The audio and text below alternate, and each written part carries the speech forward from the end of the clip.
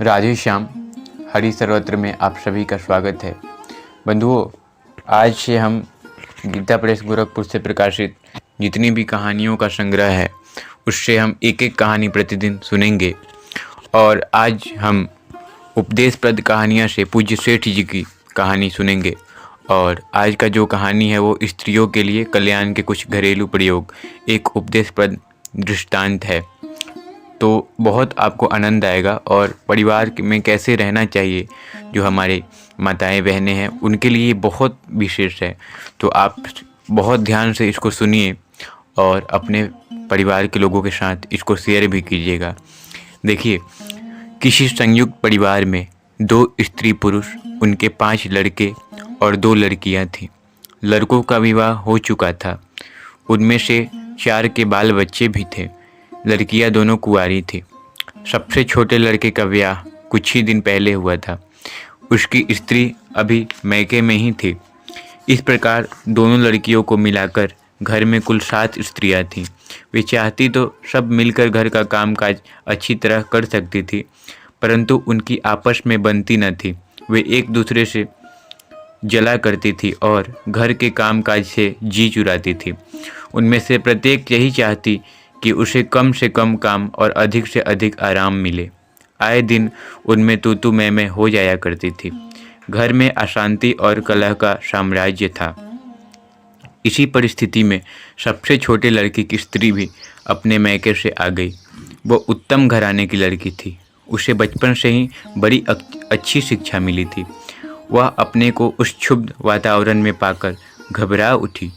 अपनी सास और जिठानियों के आपस में लड़ते झगड़ते देख वह एक दिन रो पड़ी और अत्यंत आर्त होकर मन ही मन भगवान से प्रार्थना करने लगी कि प्रभु, क्या यही सब देखने सुनने के लिए मुझे आपने इस घर में भेजा है? यहाँ तो मैं एक दिन भी न रह सकूँगी। मुझे रात दिन का झगड़ा अच्छा नहीं लगता। ना जाने मैंने पिछले जन्मों में ऐसे कौन से दुष्कर्म किए हैं जिनके कारण मेरा इस घर में ब्याह हुआ है। रोते रोते उसकी आँख लग गई। उसे स्पष्ट सुनाई दिया, मानो उसे कोई सांत्वनापूर्ण शब्दों में कह रहा है, बेटी घबरा मत, इस घर का सुधार करने के लिए ही तुझे यहाँ भेजा गया है। तुझ जैसी लड़की की यहाँ आवश्यकता थी। इन शब्दों को सुनकर छोटी बहू को बड़ी सांत्वना मिली और उसकी सारी घबराहट जाती रही। उसने मन ही मन अपना कर्तव्य निश्चित कर लिया। उसने कलह का मूल जानना चाहा। उसे मालूम हुआ कि उसकी सास और जिठानियों तथा ननदों ने आपस में घर का काम बांट लिया है। सास और ननद ऊपर का काम करती हैं और बहुएं पारी पारी से भोजन बनाती है। अन्य सभी कामों के लिए भी पारी बांध ली गई थी, परंतु यदि उनमें से दैवात कोई बीमार हो जाती तो दूसरी बहुएं उसके बदले का काम करने में आनाकानी करती। वे उस पर बहानेबाजी का आरोप करती और अनेक प्रकार से आक्षेप करती। लड़ाई का दूसरा कारण यह होता कि जब कभी घर में बाहर से कोई खाने पीने की चीज़ आती तो सब की सब यही चाहती कि अच्छी से अच्छी चीज़ अधिक से अधिक मात्रा में मुझे मिले। बस इसी पर झगड़ा शुरू हो जाता और आपस में गाली गलौज तक की नौबत आ जाती। कभी कभी मामूली बातों को लेकर बखेरा खड़ा कर लिया जाता। यदि कभी एक भाई का लड़का दूसरे भाई के लड़के से लड़ पड़ा तो इसी पर दोनों की माताएं एक दूसरे को खूब खोटी खड़ी सुनाती। इन सब बातों को देखकर छोटी बहू को बड़ा दुख हुआ। जिस दिन उसने भगवान का आदेश सुना, उसी दिन से वह झगड़ा मिटाने का उपाय सोचने लगी। उसने सोचा कि भगवान ने इसी बहाने उसे सेवा का बड़ा ही सुंदर अवसर प्रदान किया है। वह एक दिन चुपके से अपनी सबसे बड़ी जिठानी के पास गई। उस दिन उसके सवेरे रसोई बनाने की पारी थी। उसने जिठानी से कहा कि जिठानी जी, मैं आप सबसे छोटी हूँ। मेरे रहते आप रसोई बनाएं, यह उचित नहीं मालूम होता। फिर आपको तो बाल बच्चों को भी संभाल करनी पड़ती है। मेरे जिम्मे और कोई काम है नहीं, इसलिए बड़ा अच्छा हो यदि आप अपनी रसोई बनाने की पारी मुझे दे दें। मैं आपका बड़ा उपकार मानूंगी। जिठानी पहले तो बड़ी देर तक आनाकानी करती रही। वह बोली, बहू, अभी तो तुम्हारे खाने पहनने के दिन हैं। जब कुछ सयानी हो जाओ तब चूल्हा फूकने के काम में पड़ना। अभी कुछ दिन आराम कर लो, गृहस्थी का सुख भोग लो, आखिर तो यह सब करना ही है। छोटी बहू ने कहा, जिठानी जी, मैं आपके पैरों पड़ती हूँ, मुझे इस तरह निराश न करें। यही दिन तो मेरे काम करने के हैं। अभी से यदि मुझे आप लोग आराम तलब बना देंगी तो आगे जाकर मैं किसी काम की न रह जाऊंगी। अवश्य ही मुझसे कोई बड़ा अपराध हो गया है जिसके कारण मुझे आप अपने अधिकार से वंचित कर रही हैं। यह कहकर वह रोने लगी। अब तो जिठानी और अधिक उसकी बात को न टाल सकी, उसने अपनी पारी उसे दे दी। इस प्रकार क्रमशः उसने सभी जिठानियों से अनुनय विनय करके उन सब की पारी ले ली। यह काम अपने जिम्मे लेकर वह इतनी प्रसन्न हुई मानो उसे कोई निधि मिल गई हो। वह प्रतिदिन सवेरे बड़े चाव से सबके लिए रसोई बनाती और सबको खिला पिलाकर अंत में स्वयं भोजन करती।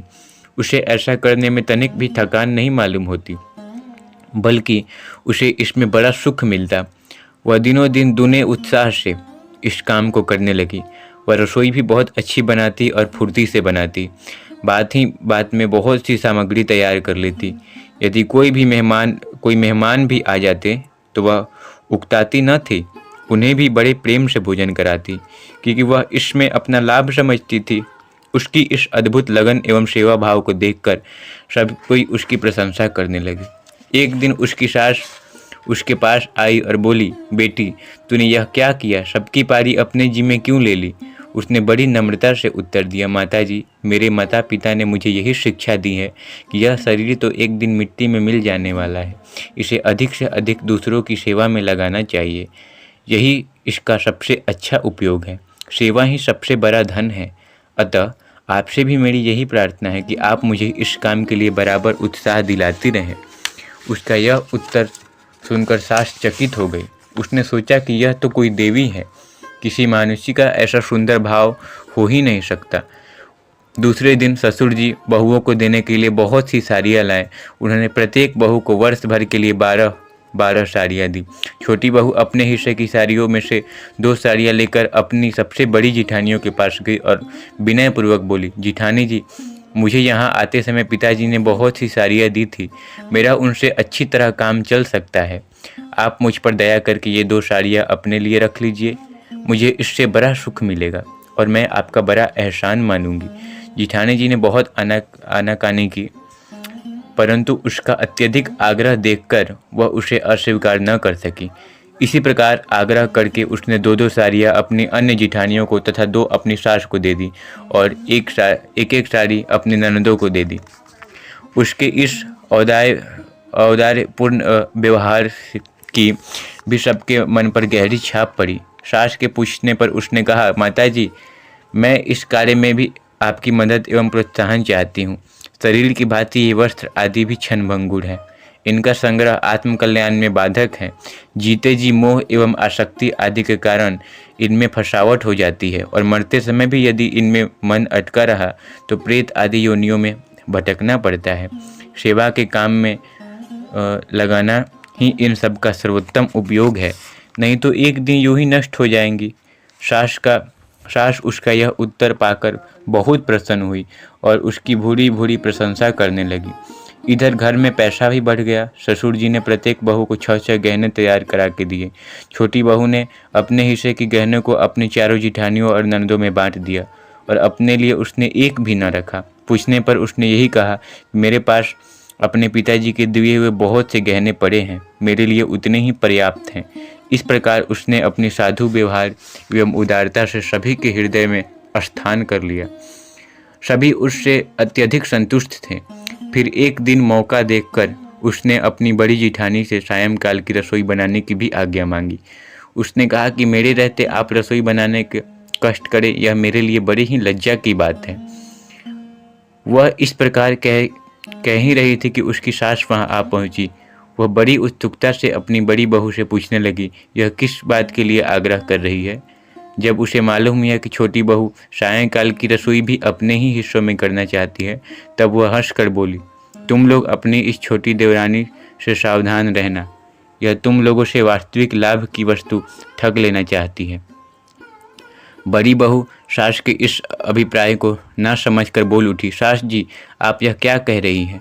आपकी यह छोटी बहू तो बड़ी ही साध्वी हैं, सब प्रकार से प्रशंसा की योग्य हैं। इसके संबंध में आप ऐसी बातें कैसे कह रही हैं?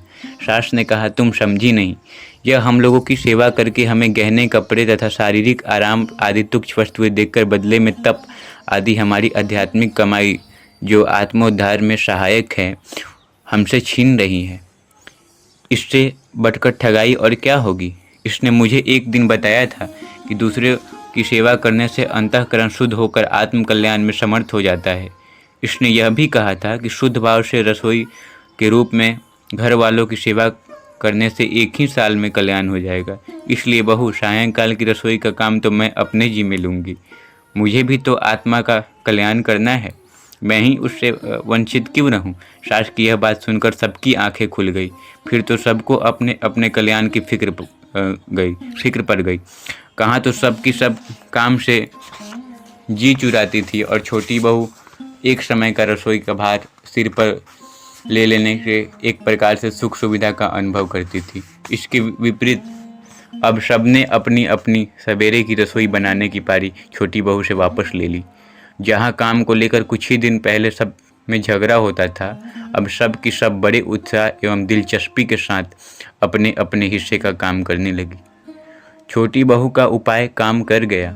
जब छोटी बहू ने देखा कि ये लोग कोई भी अब रसोई का काम मुझे नहीं सौंपेंगी, तब उसने सेवा का दूसरा ढंग सोचा। उसने विचार किया कि घर में रोज़ 8-10 सेर आटे की खपत है, वह सारा का सारा बाजार से खरीदा जाता है। इससे अच्छा है कि मैं बड़े सवेरे उठकर स्वयं गेहूँ पीस लिया करूँ। इससे कई लाभ हैं। जो आटा बाजार से आता है वह प्रायः पुराने भुने हुए गेहूँ का होता है, उसमें मिट्टी मिली हुई रहती है। फिर मशीनी चक्कियों में जो आटा पिसता है उसका सार मारा जाता है, वह स्वास्थ्य के लिए हानिकारक होता है। मेरी जिठानियों ने रसोई का काम तो मुझसे वापस ले लिया, अब आत्म कल्याण के लिए मुझे यही काम करना चाहिए। उसने तुरंत यह प्रस्ताव अपने पति के सामने पेश कर दिया। तुरंत गेहूं की व्यवस्था हो गई, बाजार से आटा खरीदना बंद कर दिया गया। छोटी बहू दिन में गेहूं साफ करके रख दिए और दूसरे दिन सवेरे ही मुंह हाथ धोकर गेहूं पीसने के काम में जुट गई। शरीर एवं स्वास्थ्य सबल था और मन में उत्साह से भरा हुआ था। काम करने का अभ्यास था। बात ही बात में उसने 8-10 सेर गेहूँ पीस कर रख दिए।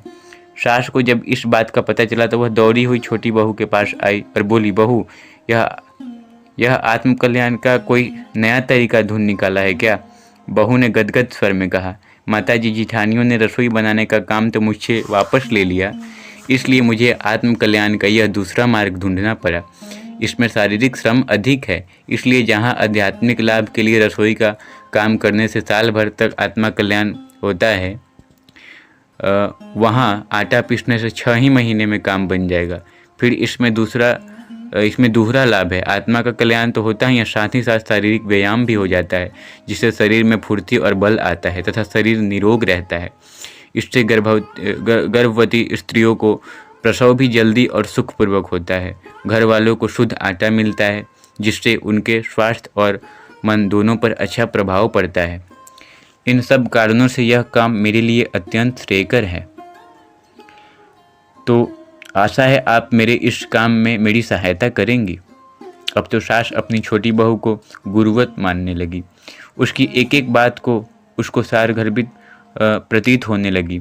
वह उसके प्रत्येक कार्य को गौरव की दृष्टि से देखने लगी और स्वयं भी उसी का अनुकरण करने की चेष्टा करने लगी। जहाँ छोटी बहू को पहले दिन सवेरे 6 बजे आटा पीसने का कार्य आरंभ किया था, वह सास दूसरे दिन 5 बजे उठ 5 ही बजे उस काम में जुट गई। उसकी देखा देखी तीसरे दिन दूसरी बहुओं ने 4 ही बजे उस काम को शुरू कर दिया। इस प्रकार पहले जहाँ वे सब की सब काम से जी चुराती थी, अब उन सब में काम करने की होड़ सी होने लगी। सभी चाहती थी कि मुझे अधिक से अधिक काम करने के लिए मिले, क्योंकि सबको उसमें आत्म कल्याण के दर्शन होते थे। छोटी बहू की यह दूसरी विजय थी। अब छोटी बहू ने कमरे साफ करने तथा कुएं से पानी खींच कर लाने का काम अपने जिम्मे ले लिया। सवेरे नौकर झाड़ू लगाने तथा पानी भरने आता था तो उससे पहले ही यह सारा काम स्वयं कर लेती। सास ने उससे फिर पूछा कि बेटी, इस काम में करने का तुम्हारा क्या अभिप्राय है? छोटी बहू ने बड़े ही मधुर स्वर में कहा, माताजी, आपको इन सब बातों का भेद बतला देने से सेवा से वंचित होना पड़ता है। इसलिए अब मैं इसका रहस्य आपको नहीं बतलाना चाहती। इस अभिनय के लिए आप मुझे क्षमा करें। सास ने कहा, बेटी, अब मैं तेरे कार्य में बाधा नहीं डालूंगी, तो मुझे इसका आध्यात्मिक रहस्य समझा दे। बहू ने कहा, सास जी, यहाँ रसोई का काम करने से साल भर में और आटा पीसने से काम करने से 6 महीने में आत्मकल्याण होता, वहाँ पानी भरने से सेवा 3 ही महीने में काम बन जाएगा, क्योंकि यह काम उन सब की अपेक्षा अधिक कठिन है। इसमें श्रम एवं कष्ट अधिक है तथा जान की भी जोखिम है। फिर क्या था, सास भी उसके इस काम में हाथ बटाने लगी। दोनों का उसमें साझा हो गया। दूसरी बहू ने यह देखकर सास से कहा कि आपकी अवस्था अब पानी भरने लायक नहीं है, इसलिए यह काम आपको नहीं करना चाहिए। इस पर सास ने उत्तर दिया, क्या मुझे आत्मकल्याण नहीं चाहिए? मैं वृद्धा हूँ, इसलिए मुझे तो जल्दी से जल्दी आत्म का कल्याण कर लेना चाहिए। फिर क्या था, दूसरी बहुएं भी इस काम में शामिल हो गई। अब छोटी बहू बर्तन मांजने का काम अपने जिम्मे लिया। सास ने इस पर भी आपत्ति की। वह बोली, इससे तुम्हारे कपड़े खराब होंगे, आभूषण घिस जाएंगे। इस प्रकार महीने में जहाँ तुम नौकर की मजदूरी 5 रुपये बचाओगी, वहाँ उसके बदले में तुम्हारा 10 रुपये का नुकसान हो जाएगा। इस पर बहू ने कहा, माना कि ऐसा करने से आर्थिक लाभ की अपेक्षा हानि ही अधिक होगी, किंतु मेरे कपड़े चाहे मैले हो जाए, मेरा अंतःकरण तो इससे बहुत जल्दी शुद्ध होगा। बात यह है कि जो काम जितना कठिन और लौकिक दृष्टि से जितना नीचा होता है, आध्यात्मिक दृष्टि से वह उतना ही ऊंचा और कल्याणकारक होता है। बर्तन मांजने से मुझे विश्वास है कि 2 ही महीने में मेरा कल्याण हो जाएगा, और यदि कभी भगवान ऐसा संयोग भेज दे जब किसी रोगी की टट्टी पेशाब उठाना पड़े, तब तो 1 ही महीने में कल्याण निश्चित है। अवश्य ही भाव हमारा ऊंचे से ऊंचा पूर्ण निष्कामता का होना चाहिए। सास की तो छोटी बहू के वाक्यों में अब वेद वाक्यों के समान श्रद्धा हो गई थी। वह भी बर्तन मांजने के काम में उसे सहयोग देने लगी। अन्य बहुओं ने उसे मना किया। उसने कहा कि अपने लड़कों के बर्तन तो मैं अवश्य ही मांज सकती हूँ, फिर वृद्धावस्था के कारण मेरा आत्मकल्याण के साधन में सबसे अधिक अधिकार है, इसलिए इस विषय में तुम्हारा आग्रह नहीं माना जा सकता। फिर तो सब की सब बहुएं उसी काम में जुट गई। सब काम बड़े उत्साह से होने लगे। काम काज की जो पारी बांधी गई थी वह टूट गई। जो मौका पाती वही आगे से आगे काम करने को तैयार रहती। सब में परस्पर प्रेम और सद्भाव की स्थापना हो गई। जिस घर में कलह और अशांति का एकत्र साम्राज्य था, वही अब सुख शांति का निकेतन हो गया। जो लोग यहाँ की स्त्रियों को लड़ते झगड़ते देखकर हंसते थे, वही उनका आदर्श व्यवहार देखकर आश्चर्य करने लगे। शहर के लोग दर्शक के रूप में उन लोगों का व्यवहार देखने के लिए आने लगे। स्त्रियों के इस आदर्श व्यवहार का पुरुषों पर भी कम प्रभाव नहीं पड़ा। इनकी देखा देखी वे भी सब आलसी हो चले थे। अब इनका आदर्श व्यवहार देखकर वे सब भी कर्तव्य परायण हो गए। जहाँ पहले दुकान का काम प्रायः चढ़ा रहता था, वहाँ अब काम की अपेक्षा काम करने वाले अधिक हो गए। जहाँ उनमें पहले काम से जी चुराने के कारण झगड़ा होता था, वहाँ अब वे सब के सब एक दूसरे का काम छीनकर करने लगे। जहाँ पहली लड़ाई नरकों में ले जाने वाली थी, वहाँ यह दूसरी लड़ाई कल्याण करने वाली थी। कहना ना होगा कि यह सब परिवर्तन छोटी बहू के सद्भाव, सद्विचार और सच्चेष्टाओं का सत्फल था। जिस प्रकार एक मछली सारे तालाब को निर्मल कर देती है, उसी प्रकार एक ही पवित्र आत्मा घर भर ही नहीं, मोहल्ले, गांव और नगर भर का सुधार कर देती है। संघ की ऐसी ही महिमा है। सभी माता बहनों को इस आख्या शिक्षा लेकर आत्मा के कल्याण के लिए निष्काम भाव से दूसरों की सेवा का व्रत ले लेना चाहिए। ऐसी सेवा बहुत शीघ्र मुक्ति का कारण बन जाती है। स्वल्पप्यस्य धर्मस्य त्रायते महतो भयात्। गीता, श्रीमद् भगवत गीता में ऐसे अनेकों वाक्य मिलते हैं जिनसे इस बात की पुष्टि होती है। श्री भगवान कहते हैं, युक्तः कर्म फलम त्यक्त्वा शांतिमाप्नोति नैष्ठिकम्। कर्मयोगी कर्मों के फल को परमेश्वर को अर्पण करके भगवत मुक्ति रूप शांति को प्राप्त होता है। अशक्तो वचारण आचरण कर्म परमाप्नोति पुरुषः। आसक्ति से रहित होकर कर्म करता हुआ मनुष्य परमात्मा को प्राप्त हो जाता है। सर्वकर्माणि अपि सदा कुर्वाणो मद व्यापश्रय मत प्रसादाद वाप्नेति शाश्वतम पद्मव्ययम्। मेरे परायण हुआ कर्मयोगी तो संपूर्ण कर्मों को सदा करता हुआ भी मेरी कृपा से सनातन अविनाशी परम पद को प्राप्त हो जाता है। बंधुओं, प्रतिदिन एक एक कहानी सुनने के लिए हरि सर्वत्र यूट्यूब चैनल को सब्सक्राइब जरूर करें और ये कहानी अपनी घर की माताएं बहनों के साथ, अपनी जो महिला दोस्त हैं उसके साथ ज़रूर शेयर करें। राधे श्याम।